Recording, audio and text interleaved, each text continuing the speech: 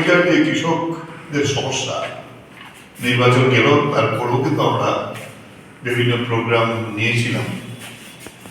তার ভিত্তিতে গত পরশুদিন আমাদের রাজ্য সম্পাদক মন্ডলীর সভা অনুষ্ঠিত হয়েছে।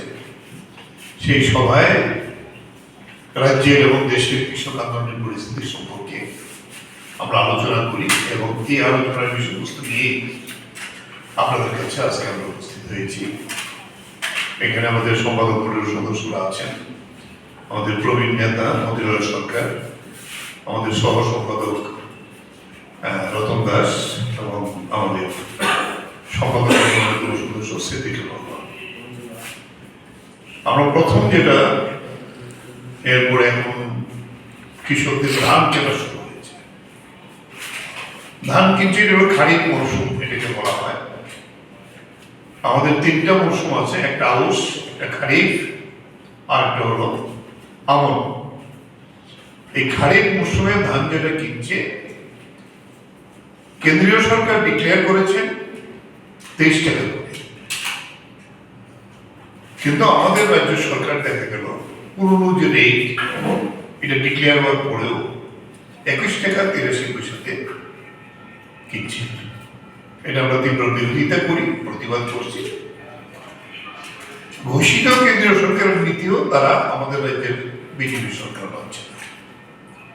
দ্বিতীয় যে প্রশ্ন, আমাদের কেন্দ্রীয় কমিটি থেকে ইতিমধ্যেই কেন্দ্রীয় সরকারকে জানিয়েছে, মূল যে দাবি 2014 সালে নরেন্দ্র মোদী স্বীকার করেছিল এমএসপির ক্ষেত্রে, মিনিমাম সহায়ক মূল্যের ক্ষেত্রে, যে উৎপাদন খরচের 50% সঙ্গে 50% যোগ হবে। উৎপাদন খরচা মানে জমির খাজনা, জমি করতে যে কৃষকের পরিশ্রম, বীজ, সার, জলসেচ, সবগুলিকে ধরে যেটাকে বলা হয় কম্প্রিহেন্সিভ কস্টিং, C2, এইটার সঙ্গে আরো 50 ভাগ যোগ করলে, এটা ডক্টর স্বামীনাথন একটি এগ্রিকালচার মার্কেটিং এর যে ফর্মুলা অনুযায়ী তিনি করেছিলেন, বিজ্ঞান ভিত্তিক, এটাকে সবাই গ্রহণ করেছিল। কিন্তু এটাতে আমরা দেখেছি প্রতি কুইন্টালে প্রায় 1000 টাকার উপরে কম হয়। তাই আমরা তার প্রতিবাদ করেছি। এই প্রতিবাদের পরেও এখানে রাজ্য সরকার সেটা মানছে না, তাই আমরা বলব। দ্বিতীয়, গত বছর আমরা খাদ্যমন্ত্রীকে ডেপুটেশন দিয়েছিলাম, কারণ ধানটা কিনে খাদ্য মন্ত্রক, যে আমরা প্রতিটি ব্লকে যেতে পারি, উপজাতি এলাকাগুলোই যেতে কামানো হয়। দেখা যায় এবারও তারা সেটা করছে না, আগের নির্দিষ্ট জায়গাগুলিতে এইটা সেখানে করছে। এই প্রথম বিষয়। দ্বিতীয় বিষয়, আমরা আমাদের আলোচনা যেটা এসছে, সামনে আমাদের মৌসুম আসছে, সারের প্রচন্ড অগ্রগতি, বিএলডব্লিউ স্টোরেজ নাই, সাবসিডাইজ রেটে ইউরিয়ার দাম হলো 5 টাকা, এটা বাজারে বিক্রি হয় 15 টাকা 12 টাকা। পটাশ, সুপার ফসফেট, এই সারটাও লাগে, এই সময়টাতে দেখা গেল এগুলিও নেই, অপ্রতুলতা। এবং আরো একটা বিষয়, সরকারি গুদামেই পাওয়ার কথা, কিন্তু এটা বিএলডব্লিউর ইচ্ছা দেয় না, এটা কন্ট্রোল করে মন্ডল, পঞ্চায়েত, তাদের লিখিত কথা। এতে সাধারণ কৃষকরা এগুলি থেকে বঞ্চিত।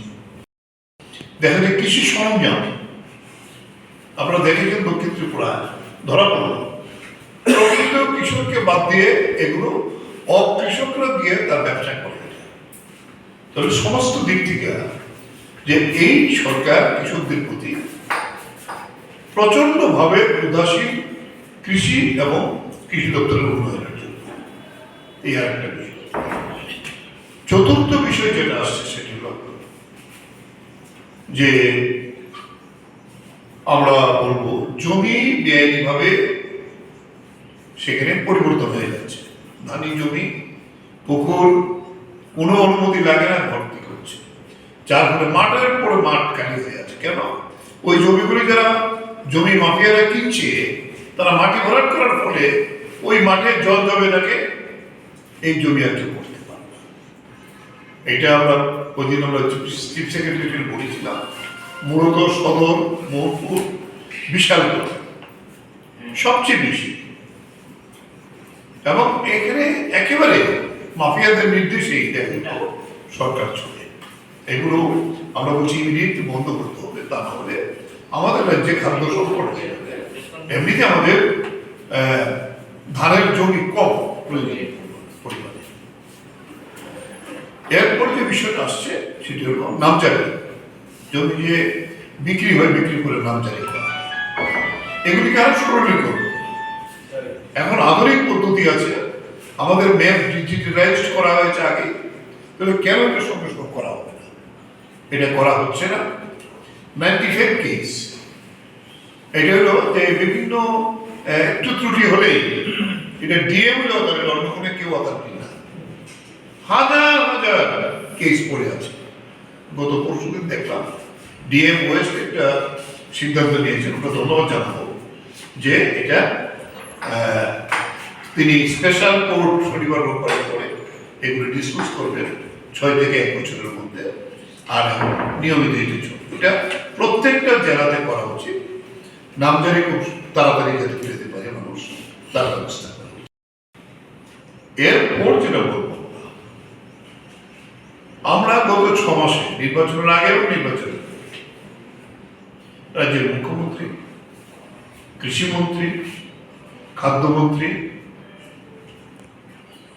চিফ সেক্রেটারি সম্প্রতি আমরা দেখা করলাম, আমাদের জেলাগুলো মহকুমা করব, ডিএম, এসডিএম, কৃষি আধিকারিকরা, আমরাও রাজ্য থেকে কৃষি অধিকর্তা, হর্টিকালচার অধিকর্তা, প্রত্যেকের সঙ্গে আমাদের একেবারে জেলা মহকুমা পর্যায়ে থেকে আরম্ভ করে রাজ্য পর্যায়ে কৃষকদের এই সমস্যাগুলো তুলে ধরার জন্য আমরা গেছি, আলোচনা করেছি। আমরা একই সূত্রে বাধা মনে সবাই বলছে না এগুলো ঠিক আছে, আমরা করবো। এখন পর্যন্ত কোন পর্যায় থেকে কোন ধরনের উদ্যোগ সহযোগিতা হচ্ছে না। সবচেয়ে গ্লেয়ারিং উদাহরণ, আমরা চিফ সেক্রেটারির সঙ্গে যেটা মিট করলাম, তখন নির্বাচনী বিধি ছিল। আমরা বললাম যে 3টা বিপর্যয় হয়ে গেল ডিসেম্বর এবং জানুয়ারি। কৃষিমন্ত্রী বলেছে, অ্যাসেম্বলিতে বলেছে, আমাদের কাছে যেগুলো বলেছে, এটা কেন হলো? অথচ টাকা আছে ডিজাস্টার ম্যানেজমেন্ট। তিনি বলছেন কিন্তু হয়ে যাওয়ার কথা, আমি তো চেয়ারম্যান, এটা আমাদের সামনে ডাইরেক্টর আর সেক্রেটারি এগ্রিকালচারকে ফোন করলেন, করে দেখলেন যে আমাদের কথা ঠিক, তখন তিনি বলেছেন এটা তাড়াতাড়ি করেন। এটাও তো হয়ে গেল আজকে মোর দেন 15 দিন, 15 দিন। তাহলে সরকারের উচ্চ পর্যায় থেকে আরম্ভ করে আধিকারিক পর্যায়ে পর্যন্ত কৃষির প্রতি যে অবহেলাটা, এটা একেবারে স্পষ্ট।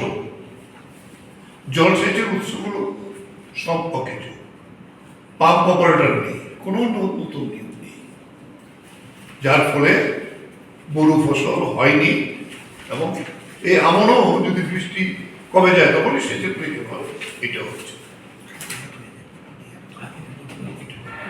এরপরে রেগার কাজ আমাদের দাবি ছিল যে রেগার কাজ কৃষিতে ব্যবহার করা। রেগার কাজই তো নেই, ভিডিওরা হিসাব দিচ্ছেন, আমরা যা নেটে গিয়ে দেখলাম লক্ষ লক্ষ টাকার কাজ হয়েছে, কিন্তু গ্রামে গিয়ে তো কোনো কাজ পাওয়া যায় না। তাহলে এগুলো কোথায় গেলে? কারণ আমরা এটা নির্দিষ্টভাবে এই চালু করার জন্য বলছি। আগে আমরা দেখেতাম কৃষকদের পরামর্শ নেওয়া হতো কি করলে ভালো হবে, আর যারা বিজ্ঞানী, কৃষি বিজ্ঞানী, তারা গিয়ে আবার পরামর্শ দিতেন তার সঙ্গে। এই ধরনের কোনো সিস্টেমটি টোটালি বন্ধ হয়ে গেছে।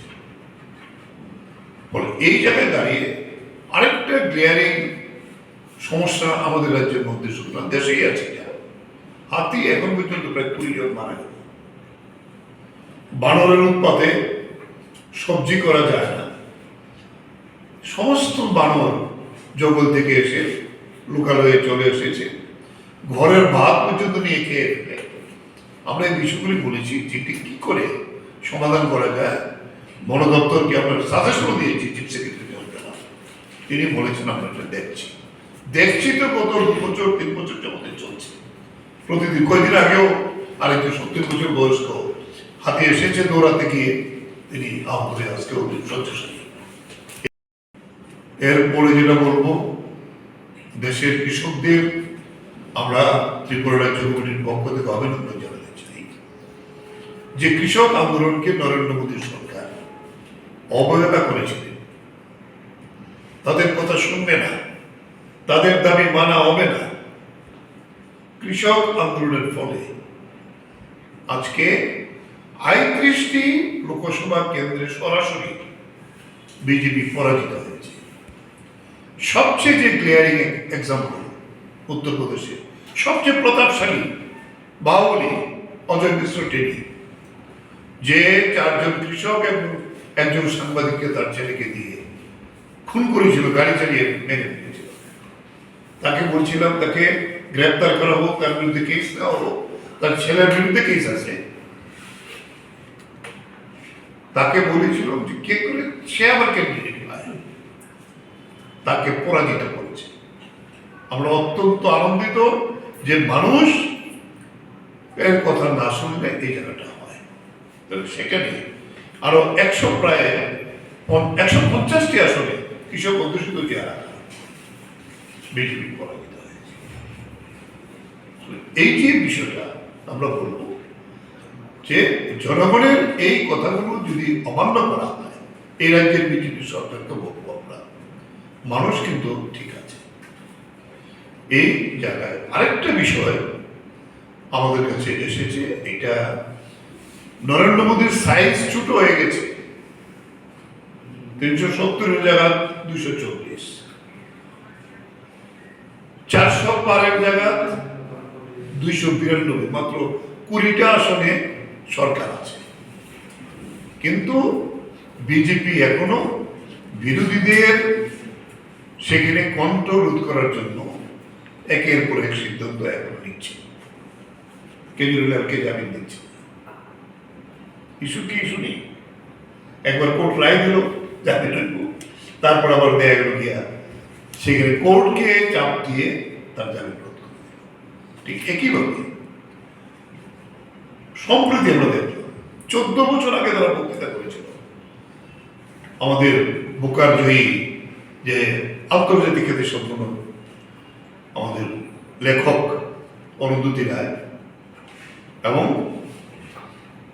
সেখানে আরেকজন প্রাক্তন আইনের অধ্যাপক ডক্টর শেখওয়াত হোসেন, তারা 2010 সালে একটি বক্তৃতা করেছিল।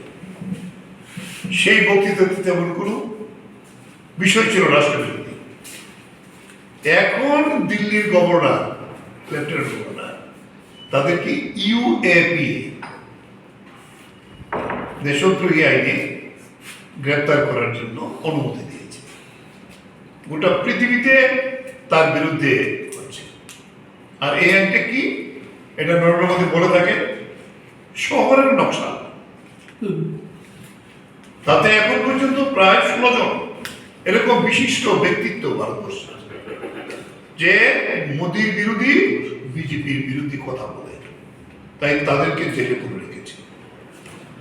এবং জেলে পুরে রাখলে কিছুদিন আগেও দেখা গেল যে একজন প্রাক্তন আমাদের দিল্লি বিশ্ববিদ্যালয়ের অধ্যাপক GM সাইবল 10 বছর জেল থেকে পড়ে কোর্ট তাকে বিনা কোনো ধারাতেই ছেড়ে দিয়ে দিচ্ছে, অত তাকে কোনো ক্ষতিপূরণ দেওয়া হয়। এই বয়স্ক লোক অতি সম্প্রতি নিউজ ক্লিকের যে সম্পাদক, প্রতিষ্ঠাতা সম্পাদক, দেশের বিশিষ্ট বিজ্ঞান আন্দোলনের অন্যতম প্রচারক, সেখানে সম্পাদক প্রবীর পুরকাস্তেও একই আইনি উপায় নিয়ে গ্রেপ্তার করেছে। শেষ পর্যন্ত দিল্লির কোর্ট তাকে একেবারে বিনা ইয়েতেই প্রায় জামিন দিয়ে দিল, বেকসুর খালাস করেছে। এই যে বিরোধীদের কণ্ঠস্বরকে দাবি রাখার জন্য তার যে প্রচেষ্টা, এটা নরেন্দ্র মোদী আজকেও সেখানে করছে। যেমন স্পিকার নির্বাচনে, প্রোটেম স্পিকার নির্বাচনে দেখা গেল 8বারের সাংসদ থাকতে 7বার কি করেছে, তার দল তাকে খুশি করেছে। আজকে প্রতিবাদ হচ্ছে, এটা তো গণতন্ত্রের পক্ষে লজ্জার কথা। যখন সাংসদরা প্রতিবাদ আর শপথ দেবে সংসদ হিসেবে, তার প্রতিবাদের মুখে বলবো কে লড়াই।